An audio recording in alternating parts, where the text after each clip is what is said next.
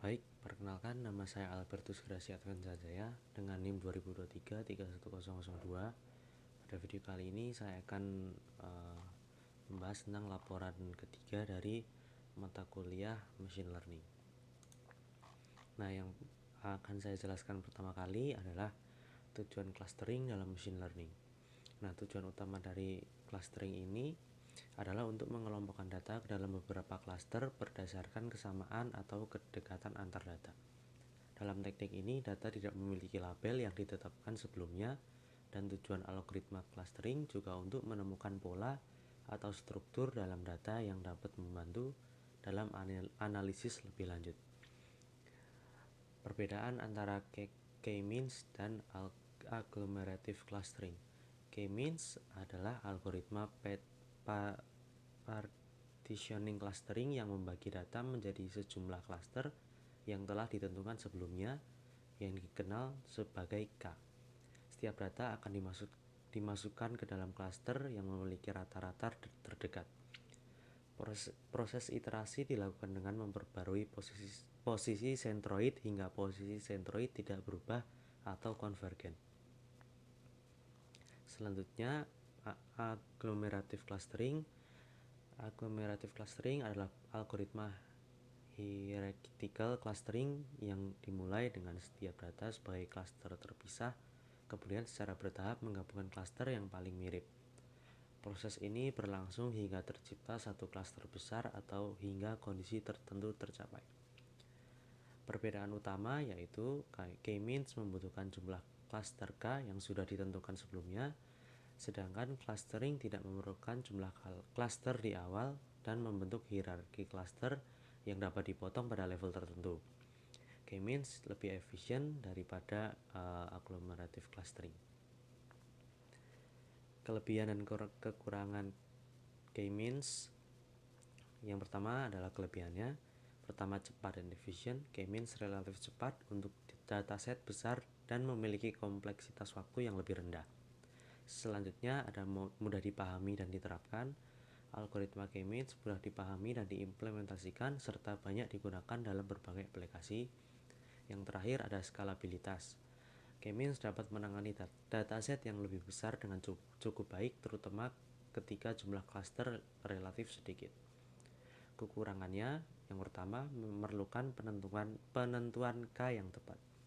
K-means memerlukan penentuan jumlah klaster K sebelumnya, yang bisa menjadi sulit tanpa pemahaman tentang struktur data. Yang kedua, sensitif terhadap inisialisasi sentroid. Hasil K-means sangat dipengaruhi oleh pemilihan sentroid awal yang acak. Inisialisasi yang buruk dapat menyebabkan klaster yang tidak optimal. Yang terakhir adalah kesulitan dengan klaster yang tidak esferis. K-means bekerja dengan baik untuk klaster yang berbentuk bulat. Untuk data dengan klaster berbentuk tidak bulat atau tumpang tindih, K-means bisa gagal. Selanjutnya yang akan saya bahas adalah kelebihan dan kekurangan agglomerative clustering. Yang pertama adalah kelebihan agglomerative clustering. Yang pertama, tidak memerlukan jumlah klaster awal. Algoritma ini tidak memerlukan jumlah klaster yang ditentukan sebelumnya, dan kemungkinan fleksibilitas lebih besar dalam menentukan struktur klaster. Yang kedua, dapat menangani bentuk klaster yang lebih kompleks. Agglomerative clustering dapat menangani klaster dengan bentuk yang lebih kompleks dan tidak teratur, tidak seperti K-means yang hanya cocok untuk klaster berbentuk bulat. Yang terakhir adalah memberikan dendrogram. Hasilnya berupa dendrogram yang menggambarkan hubungan hierarkis antara klaster yang dapat digunakan untuk pemilihan jumlah klaster yang optimal. Selanjutnya adalah kekurangan agglomerative clustering. Yang pertama adalah kompleksitas waktu yang tinggi. Proses perhitungan jarak dan penggabungan klaster secara bertahap membuatnya lebih lambat untuk dataset besar. Yang kedua adalah kurang efisien untuk data yang sangat besar. Tidak cocok untuk dataset yang sangat besar karena membutuhkan perhitungan jarak antar setiap pasangan data. Yang terakhir adalah sensitif terhadap noise dan outlier. Seperti K-means, agglomerative clustering juga bisa dipengaruhi oleh data noise dan outlier yang dapat mengganggu pembentukan klaster yang tepat. Selanjutnya saya akan membahas tentang kode praktikum dalam laporan ini. Nah, di sini yang pertama adalah import library. Di sini kode-kode ini adalah pustaka atau library, dan fungsi dari masing-masing ini untuk menganalisis data, pengelompokan atau clustering, reduksi dimensi, dan visualisasi hasil. Kode ini digunakan untuk memproses data, melakukan pengelompokan, mengurangi dimensi, dan dimensi menggunakan PCA. Selanjutnya adalah membaca dan menampilkan dataset. Di sini data yang saya gunakan adalah titanic.csv. Nah, perintah selanjutnya adalah menampilkan data dari Titanic PSV yang saya gunakan. Dan ini outputnya. Di sini karena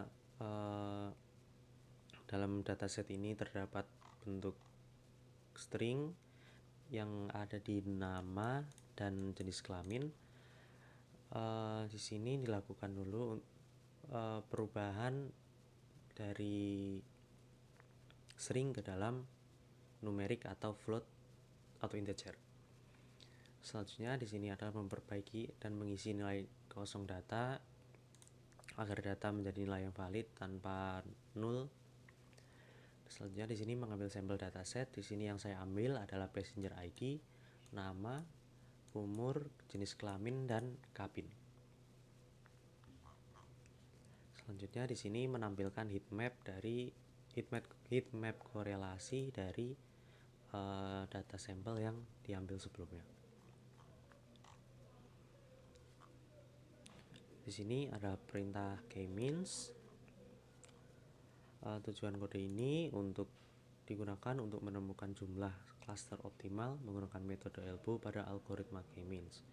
Nah, dari kode ini mencoba berbagai jumlah dari 1 sampai 11 kode dan menghitung nilai inersia untuk setiap jumlah cluster. Lalu memplot hasilnya untuk membantu menentukan jumlah cluster yang tepat. Di sini ada outputnya.